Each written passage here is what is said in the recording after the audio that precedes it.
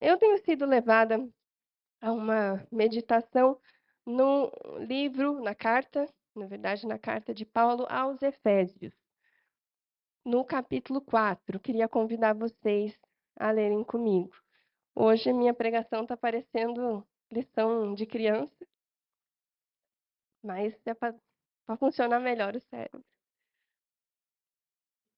Eu pedi, Marco, você pode deixar para nós, por favor? Assim mesmo a gente vai lendo. Só que eu estou lendo na NVI. Se puder pôr na NVI, por favor. Obrigada.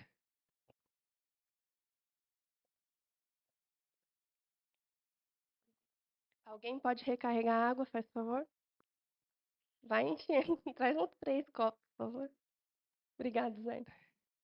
Muito bem. Então, como os irmãos já viram que eu estou atacada de alergia, minha garganta não está ajudando, eu vou pedir, por favor, que alguns irmãos vão lendo, pode ser? Está no ecrã aqui, na nossa tela, então você pode ler, por favor, numa voz assim de trovão. Nós vamos lendo por partes, ok? Então, primeiro, nós vamos ler do versículo 1 ao versículo 5, não, 6. Do 1 ao 6. E daí, eu só para gente dizer. Obrigada, Diogo.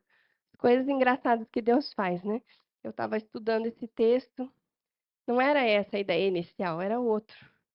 Mas eu comecei a estudar esse texto, daí a Jéssica escolheu a música que canta esse texto. Daí, é, daí estava conversando com o irmão Marco e o Bruno, e foi tão interessante, porque tudo que eles falaram ali, vocês quase pregaram para mim.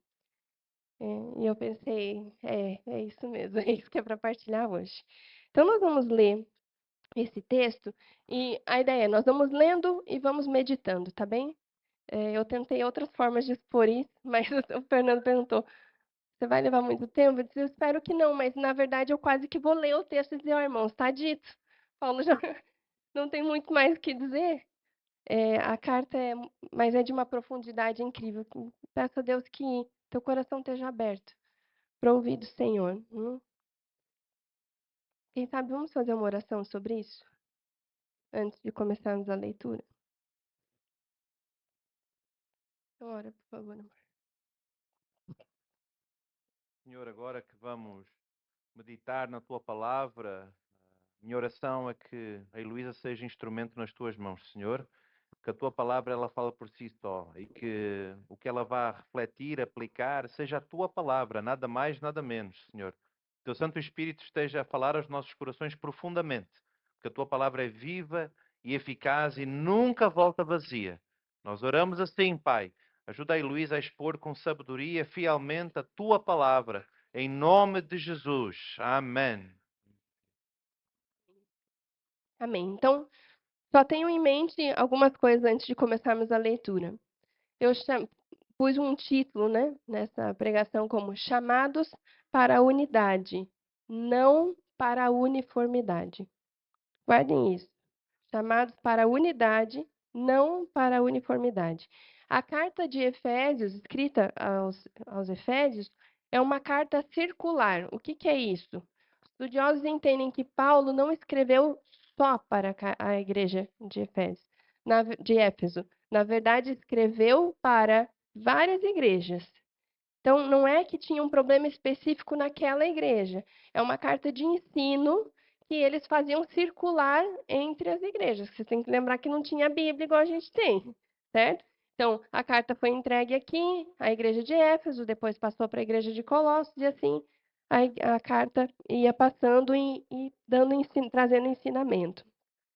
É uma carta doutrinária, tem ensinos bem específicos doutrinários, mas sempre puxando para a prática. É uma carta extremamente rica. E pensando nisso, então, vamos começar a leitura? Algum irmão, por favor, pode ler para nós do versículo 1 ao 6?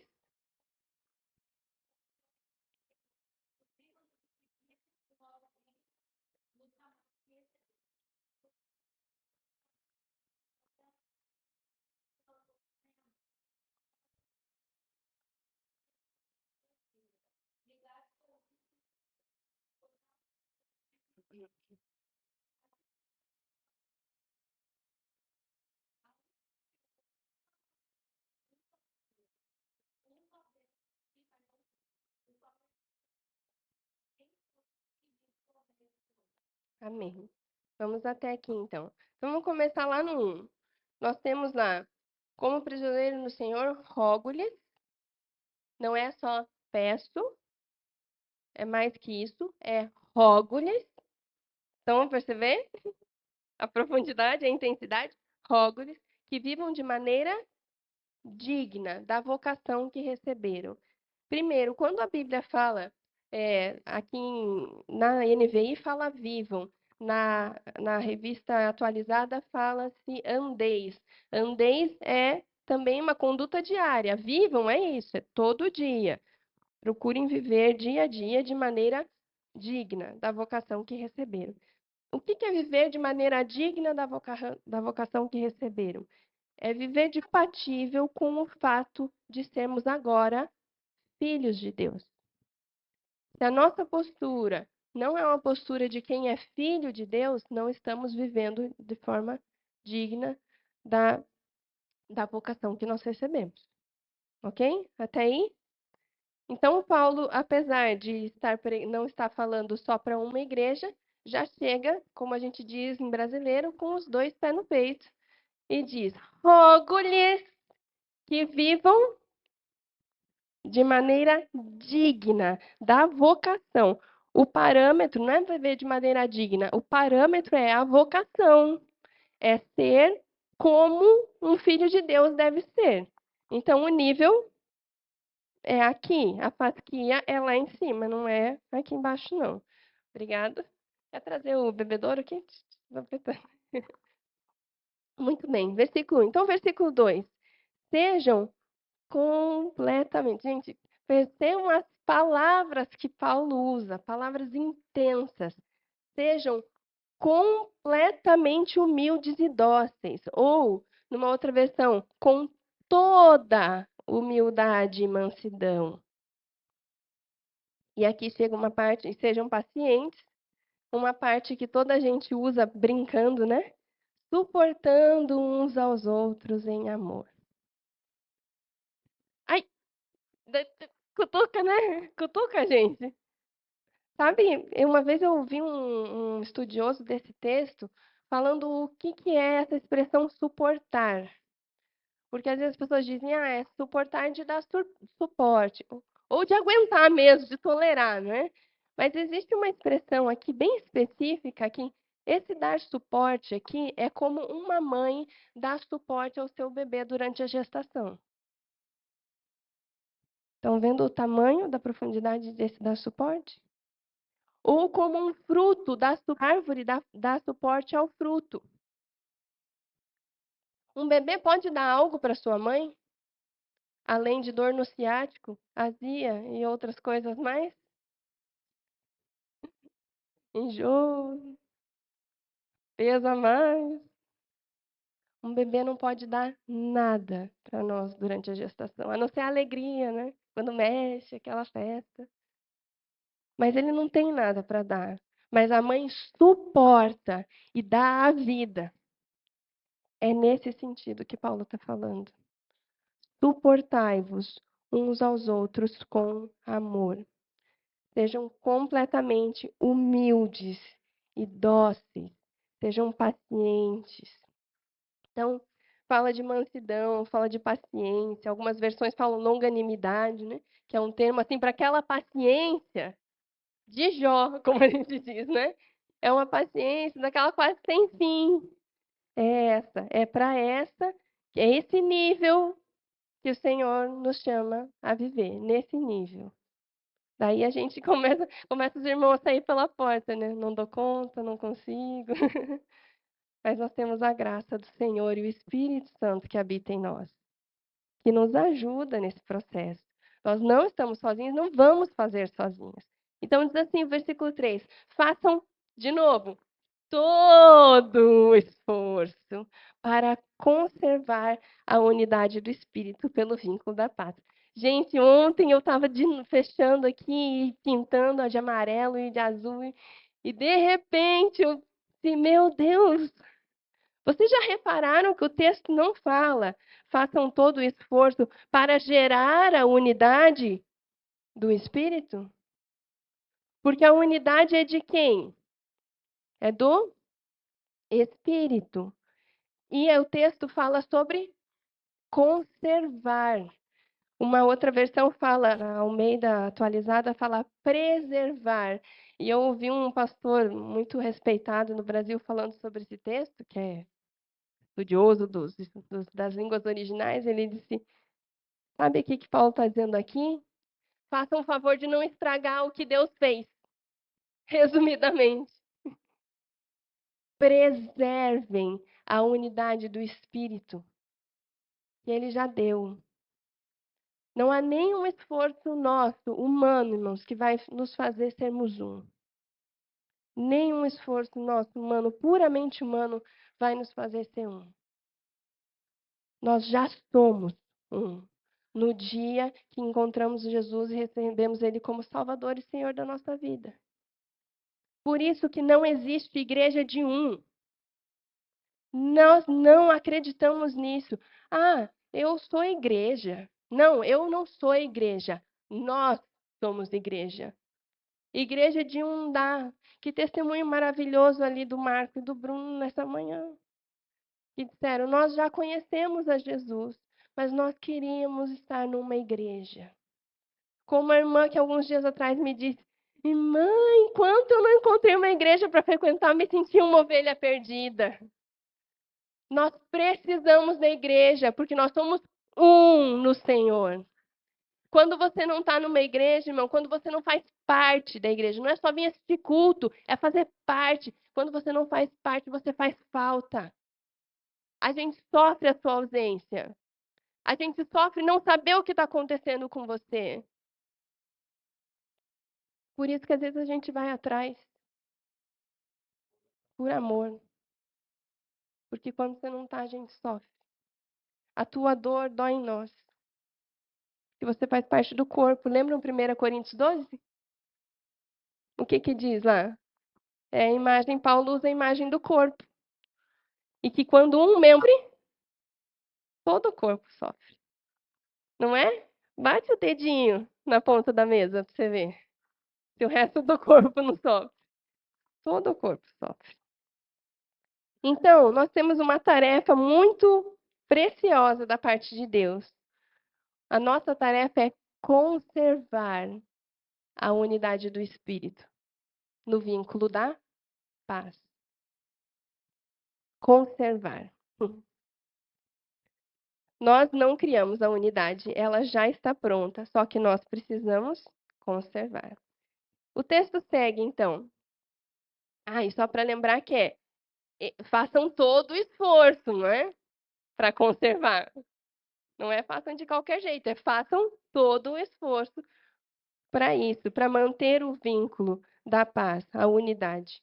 E o texto continua numa coisa maravilhosa que nós vamos cantar daqui a pouco. Há um só. Deixa eu ler lá para não errar com vocês. Como também uma só, quando foram chamados. Pode passar a seguir, Marco? Há um só, uma só, um só e um só Deus Pai de todos, que é sobre, por meio de todos e em todos. Que texto, meus irmãos, que texto. Que palavra tremenda. Um só corpo, um só espírito, uma só esperança, um só Senhor, Ele que reina sobre todos nós. Uma só fé, um só batismo, um só Deus. E Ele que age através de todos nós e está em todos nós. Eu fiz questão de ressaltar aqui que a revista Almeida, a Almeida Revista Atualizada, usa aqui uma expressão, Deus, né, Pai de todos, que age por meio de todos. Usa essa expressão bem clara.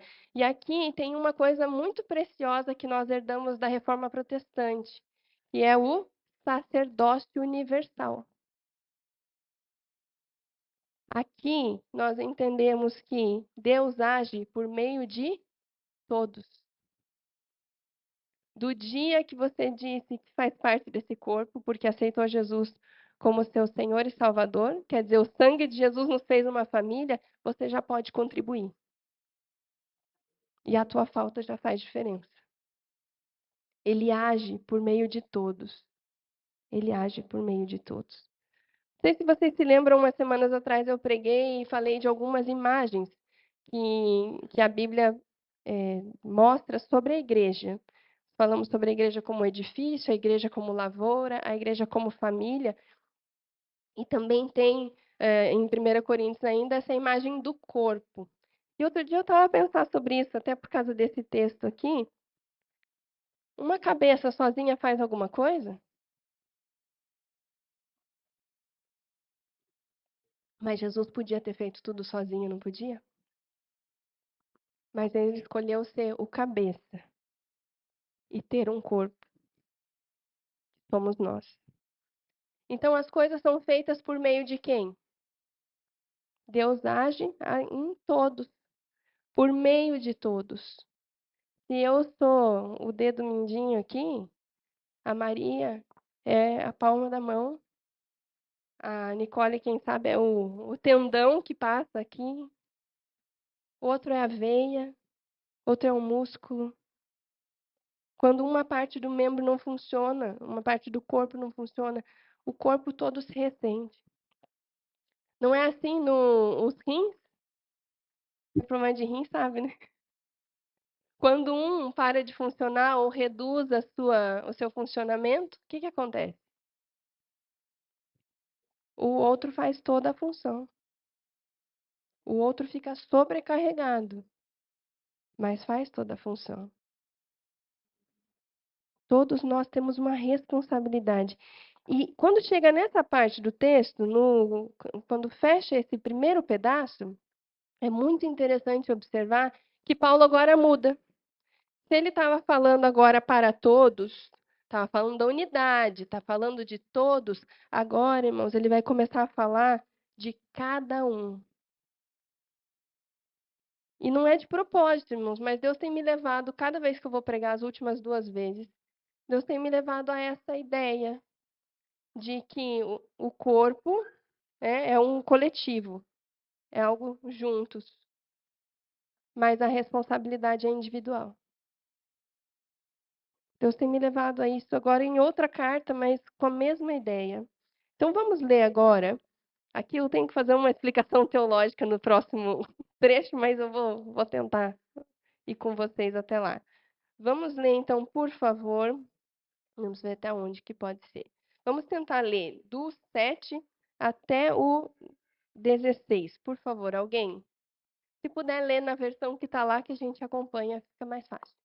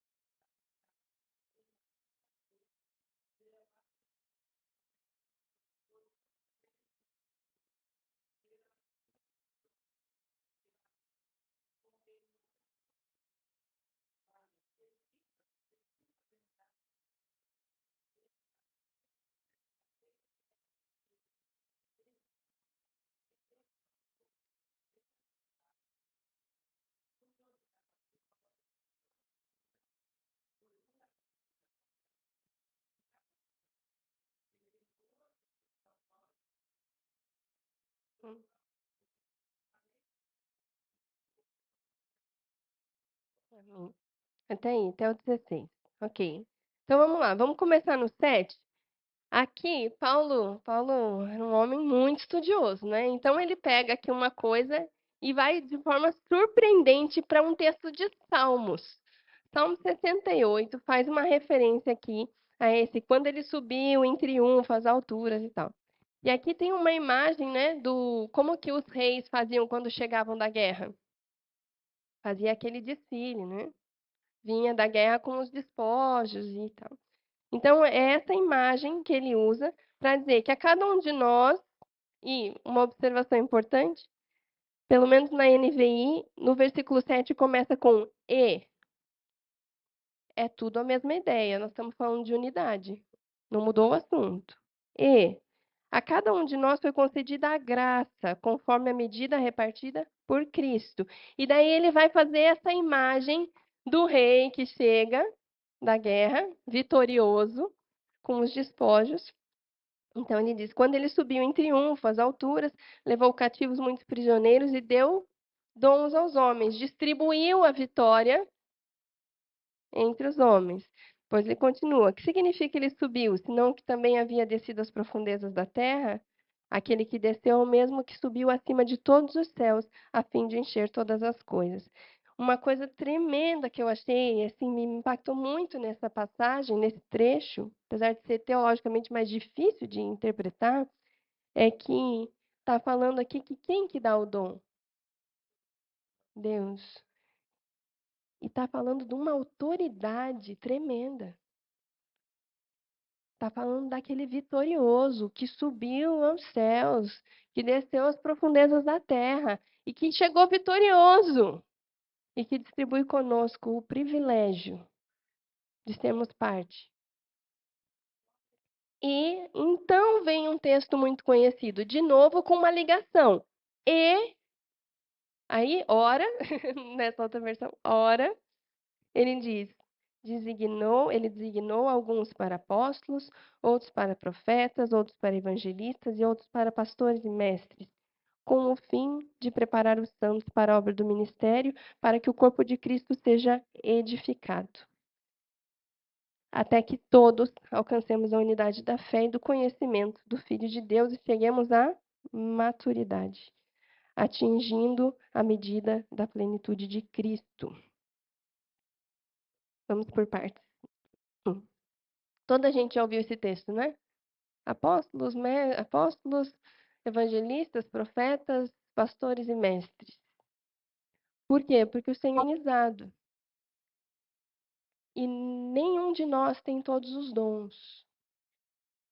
E não esperem isso de nenhum pastor. De nenhum pastor nessa vida. Nenhum. E ninguém tem todos os dons. Senão nós não seríamos um corpo. Portanto, inclusive essa imagem do líder da igreja, os estudiosos dizem que quando Paulo, principalmente, orienta, né, sobre o líder da igreja, o bispo, o presbítero, o pastor, normalmente a expressão ali usada é que se usava para um treinador desportivo mesmo. Então, um pastor tem essa função. O que é? Ver os talentos e organizar para que o jogo corra bem. Não é assim, Lucas? O treinador tem que fazer isso, né? Pega o teu talento é para isso, põe aqui. Pega o teu talento, põe aqui. E o pastor tem essa função de cuidado, de pastoreio e de impulsionar os dons, porque o pastor nunca vai ter todos os dons. Graças a Deus por isso. Graças a Deus por isso. Porque assim você pode ser parte. E isso é o sacerdócio universal que nós protestantes acreditamos. Não é uma pessoa lá que serve só, que faz tudo. Nós servimos, nós todos, cada um no dom que Deus distribuiu. Agora, o que é mais interessante, hoje nós não vamos aprofundar muito nessa questão dos dons, mas o que é incrível nesse texto, e que às vezes a gente pouco medita, é: para que estão os dons? Para edificar a igreja, Para que mais?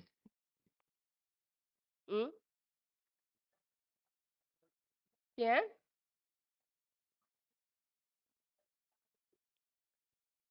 Para não sermos meninos, para não sermos imaturos. Então aqui tem duas coisas preciosas. Eu te edifico com o meu dom e o Fernando me edifica com o dom dele. E isso é unidade, não uniformidade. Nós não precisamos ser iguais. Nós não devemos ser iguais, ia ficar muito monótono. Agora, o não ser iguais exige mais tolerância, mais paciência, mais amor, mais humildade, mais mansidão. Mas foi assim que o Senhor nos fez. O Senhor nos fez para ser assim. Mas nós não estamos sozinhos, porque Ele nos deu os dons para que a gente possa viver essa unidade. Ele que nos deu. Então, Ele dá esses dons com o fim de preparar os santos para a obra do ministério, para que o corpo de Cristo seja edificado, até que todos alcancemos a unidade da fé e do conhecimento do Filho de Deus. O trabalho faz a gente conhecer mais a Deus. E aqui fica um convite. Se você é parte dessa igreja, pelo menos frequenta os cultos, não fique só assistindo culto. Venha trabalhar. Porque você vai ser edificado. Você vai crescer e você vai abençoar os outros. Você até a Deus você vai conhecer mais por causa do trabalho. E enquanto nós trabalhamos, a gente brinca, trabalhar na igreja é uma benção. Sabe por quê? Porque o irmão vai pisar no teu calo às vezes e a gente vai ter que dizer, Senhor. Crente tem que ser um bom engolidor de sapo. Sabia? Crente não tem que ser boca dura. Às vezes dói. Vai lá e orar lá e chorar diante do Senhor. Sabe, o texto continua e de forma muito clara, Paulo inclusive diz, sabe o que as nossas conversas devem ser? Edificantes. Se for para ficar conversando, para criticar a igreja, para criticar o irmão, pare. Pare. Não está sendo bom. Sabe por quê? Você está se machucando, é automutilação o nome disso. Porque você é o corpo. Quando você fere o teu corpo, o que chama isso? Automutilação. Autoflagelo. Se eu estou falando mal da igreja, eu estou me machucando, porque eu sou parte desse corpo. E o trabalho, irmãos, e os dons são para gerar em nós isso, maturidade. Eu tenho sido tão edificada com algumas conversas nesses últimos dias. Irmãos, outro dia, ontem, não vou dizer o nome para não envergonhar a irmã. Eu estava conversando com minha irmã e ela começou a me dizer, irmã, igreja é um desafio. Igreja não é sobre o que eu gosto, deixo de gostar. É sobre o Senhor Jesus. Se eu tive encontro com Jesus, eu venho para adorar Jesus. Isso aqui não é como eu gosto. Mas está servindo Jesus? Está adorando Jesus? Vamos. Irmã, eu disse, irmã, glória a Deus. Glória a Deus. Isso é maturidade. Maturidade. Nem sempre é como eu quero. Não se enganem. E nem é sempre como o pastor quer. Glória a Deus por isso, porque não é como eu quero, como você quer. É como é melhor para o corpo. É como que vai dar mais glória a Deus. Mas tem uma receita bem poderosa no versículo 15. Está aqui em vermelho. Podemos ler o 15 juntos? Vamos tentar? 1, 2, 3 e...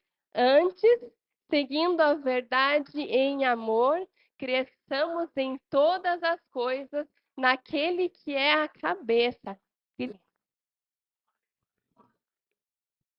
Não precisa de explicações, né?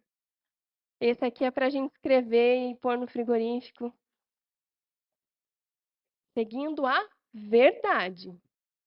Se é verdade, precisa às vezes ser tratada. A verdade nem sempre é agradável, mas precisa ser tratada em amor. Sempre. E cresçamos Em quem? Nos nossos gostos? Ai, não, esse aqui, ele vai ficar mais meu amigo. Não, cresçamos em Cristo. E quanto mais eu cresço em Cristo, mais... A Clara deu um spoiler da pregação hoje de manhã. Saiu aqui a irmã no manto. Dizendo exatamente isso. Quanto mais a gente se relaciona com o Senhor, melhor meu relacionamento com Ele, melhor o meu relacionamento com os outros. Gente, não estou pensando em ninguém, prometo. Prometo que eu não estou pensando em ninguém nesse momento. Mas gente que é muito problemático de relacionamento, pode ter certeza que a vida espiritual dele está lá embaixo. Pergunta quanto tempo de oração essa pessoa tem tido. Pergunta quanto de leitura bíblica que você vai ver. Porque quando a gente abre a palavra de Deus, meu irmão, começa a ler, não tem como a gente não ser constrangido nos nossos pecados. E não sermos levados à mudança. Se não estamos sendo levados à mudança, não tivemos um encontro com Jesus Cristo. Não tem metade do caminho, não tem em cima do muro. Ou está com Cristo ou não está. E se não está com Cristo, vocês sabem com quem está, que eu não vou entrar nesse mérito. Infelizmente, gente, não tem meio do caminho. Falo isso com dor, eu tenho parentes amados que já ouviram a mensagem e não aceitaram. Mas se não aceitaram, não estão com Cristo. Não estão. Seguimos a verdade em amor. Cresçamos na cabeça, Cristo. Dele, todo o corpo, ajustado e unido pelo auxílio de todas as juntas, cresce e edifica-se a si mesmo em amor, na medida em que cada parte realiza a sua função. Queria só destacar aqui com vocês algumas coisas. Ajustado, consolidado, em algumas versões diz, pelo auxílio de toda junta. Não é pelo auxílio de algumas juntas. O corpo é ajustado pelo auxílio de todas as juntas. Não sei quantos de vocês se lembram, acho que foi ano passado, Daniel, que você me deu aquela imagem que faltava letras, um texto. O Daniel me passou, eu até usei uma vez no culto aqui, dessa vez não lembrei, senão dava boa. Uma imagem de um texto escrito faltando letras. Como alguém que digita com um teclado que falta alguma tecla. Dá para ler, mas não é a mesma coisa.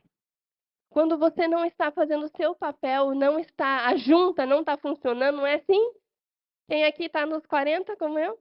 Quando a junta começa, né? Quando a junta começa a falhar, pode ser uma junta, mas faz diferença para o corpo todo. Todo mundo sente. E é uma coisa preciosa, nós estamos falando da nossa responsabilidade individual.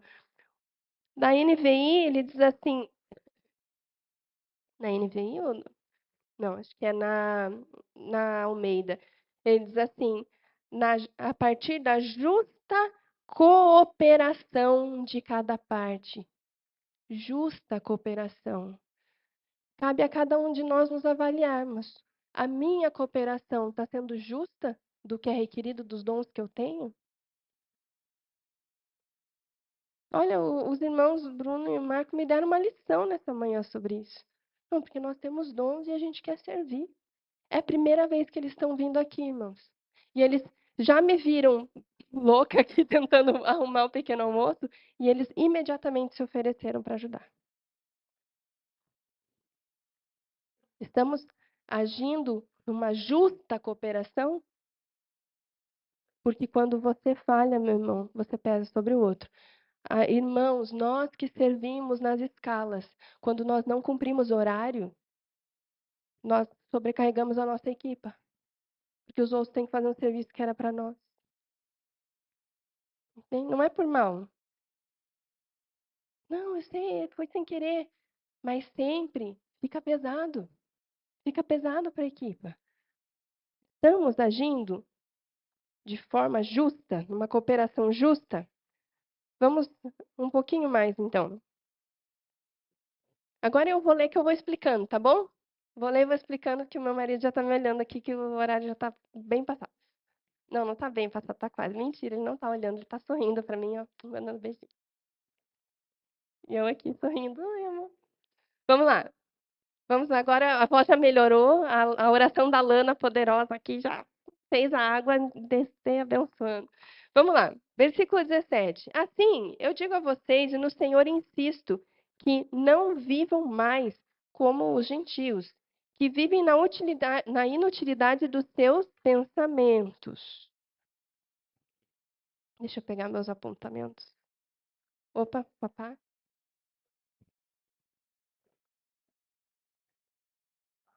Não sei quantos conhecem a Bíblia para Todos, que é uma Bíblia na versão portuguesa, e esse versículo ele diz assim: não corram atrás dos seus pensamentos inúteis.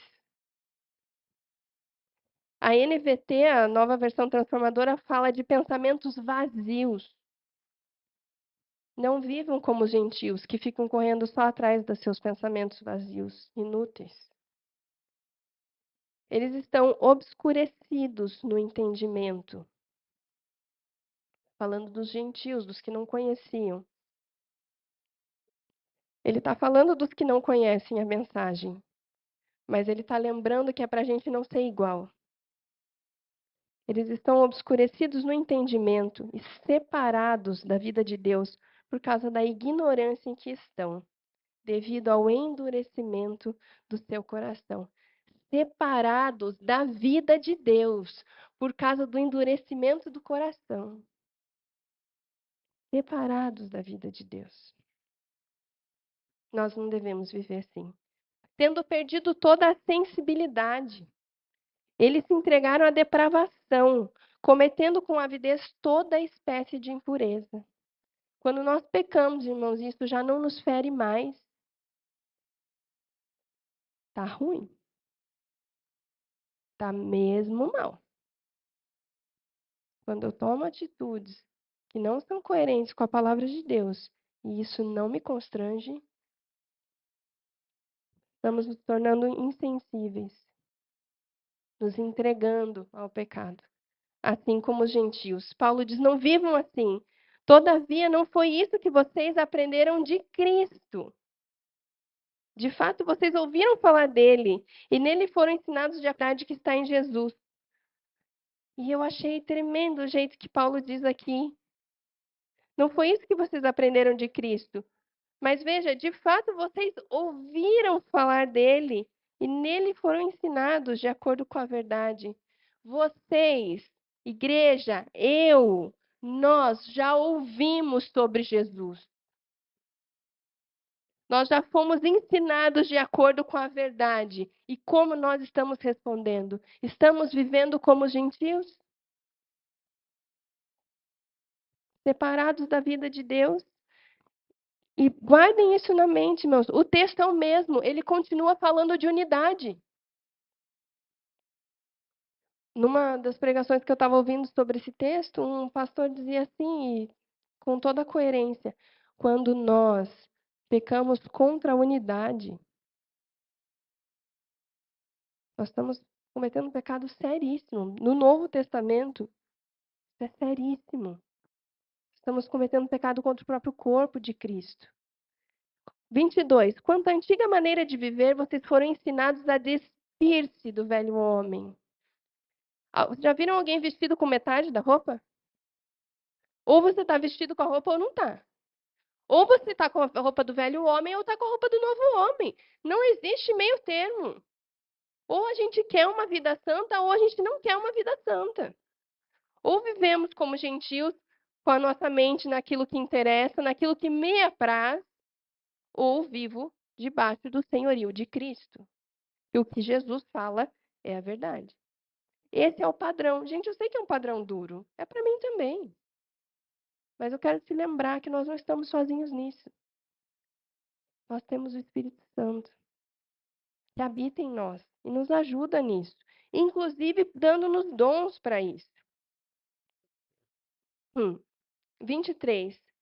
Opa, vamos ler o 22, 23, senão fica confuso. Com a maneira de viver, vocês foram ensinados a despir-se do velho homem, que se corrompe por desejos enganosos, a serem renovados no modo de pensar. Paulo já falava isso em outros textos, não é mesmo, Romanos?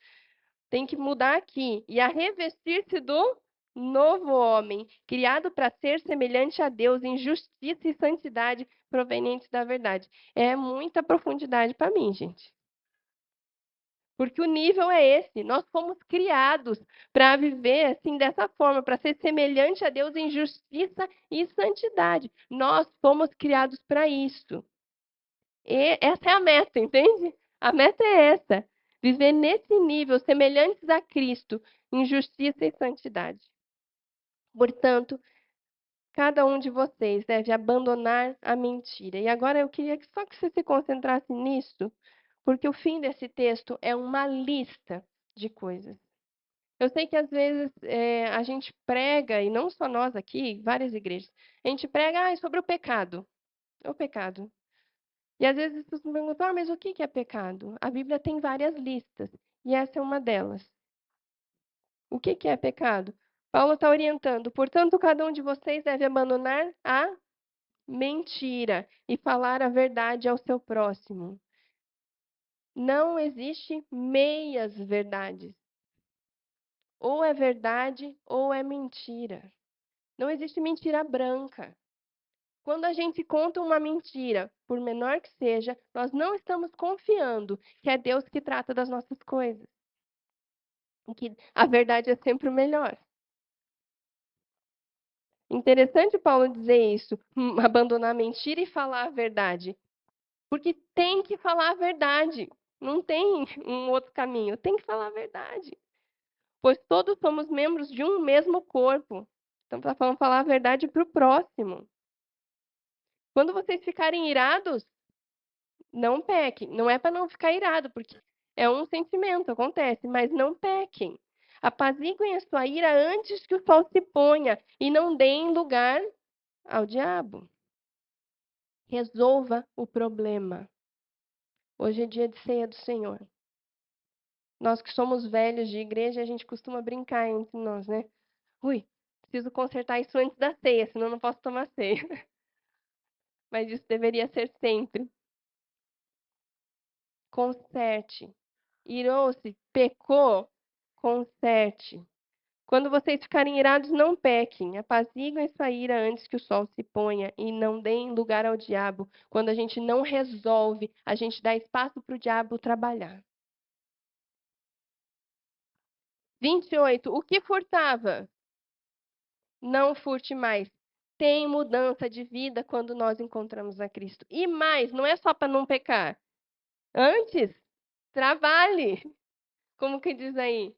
Antes, trabalhe fazendo o que é bom com as próprias mãos, para que tenha o que repartir com quem estiver em necessidade. Mudança, mudança total de mente, de vida. Pode seguir. Vamos ler o 29. Nenhuma palavra torpe saia da boca de vocês, mas apenas o que for útil para edificar os outros, conforme a necessidade, para que transmita graça aos que o ouvem. Que texto. Uma outra versão fala sobre linguajar sujo e insultante. Isso precisa estar na sua boca? Isso insulta alguém? Não fale. Está trazendo edificação? Tá, ok. Não está edificando? Não fala. Não fala. As nossas conversas têm que ser conversas que animem, que encorajem, palavras boas e úteis para dar ânimo. É isso que tem que ser as nossas conversas. E o 30 diz: não entristeçam o Espírito Santo de Deus, com o qual vocês foram selados para o dia da redenção. Quando nós nos recusamos a andar nos caminhos de Deus e permanecemos no caminho do pecado, nós entristecemos o Espírito Santo. Livrem-se de toda a amargura, indignação e ira, gritaria e calúnia, bem como de toda maldade. A outra versão que eu estava estudando fala sobre hostilidade, cólera, palavras ásperas, discórdia sem controle, blasfêmias, difamação, desacreditar alguém ou atingir a reputação do outro. Tudo o que é mal, isso deve estar fora da nossa vida. Fora. E o 32 fecha o capítulo de novo, lembrando que tudo que nós fazemos atinge o corpo, atinge o que é a unidade. Sejam bondosos e compassivos uns para com os outros, perdoando-se mutuamente. Qual é o padrão? Como Deus os perdoou em Cristo. Eu não merecia perdão, mas o Senhor me perdoou. Talvez a pessoa que te ofendeu não mereça perdão, mas Jesus te perdoou dos teus pecados. Você deve perdoar os outros. Só para a gente terminar, abre para nós, por favor, Marcos, João 17, 21. E eu queria te convidar a refletir tudo isso que nós falamos. Nós estamos falando de. Paulo escreveu para a igreja, escreveu para o corpo. Existe um objetivo comum, mas existe uma responsabilidade individual. Como eu vivo afeta o corpo de Cristo. Como nós temos vivido. Como temos vivido. Então, eu queria terminar com esse pedacinho da oração de Jesus. Acho que tem que ser do 16 nessa versão, então. Sim, sim, do 20, desculpa. Então, assim diz, Jesus estava, que é a oração sacerdotal, não é? A minha oração não é apenas por eles. Peço também por aqueles que crerão em mim por meio da mensagem deles. Esses somos nós. Jesus estava orando por nós. Para que todos sejam um. Pai, como tu estás em mim e eu estou em ti. Que eles também estejam em nós, para que o mundo creia que tu me enviaste. Para sermos um, para que o mundo creia. O nosso testemunho está fazendo com que as pessoas creiam em Jesus? Ou as pessoas acham que não vale a pena seguir a Jesus por causa do nosso testemunho?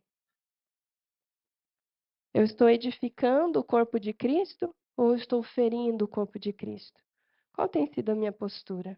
Vamos orar juntos sobre isso? Hoje é dia de mesa. Hoje é dia de comunhão. É dia de lembrar que nós somos corpo. E dia de lembrar que cada um de nós temos uma responsabilidade.